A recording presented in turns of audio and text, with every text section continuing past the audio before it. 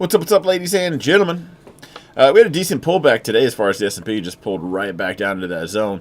Well, we touched this blue zone, ultimately held the yellow. I kind of like it for the dip buy here. I am in, right as of recording this, I am in an ES contract with my stop below that blue zone, and I might just hang out to that probably for the weekend, or the week, until it tags out.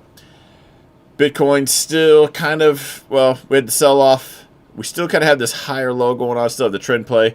So still kind of a, I gotta say, it kind of looks like it might be headed down.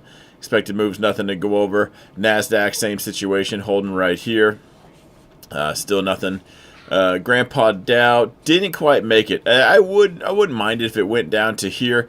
This could be a higher low. I just don't think one worth playing right now. Not a lot of structure as far as like a trade goes. The Russell, same with the Russell. There's probably if anything, there's a speed bump zone. We need to probably put that out there. Right, where'd I just see that at?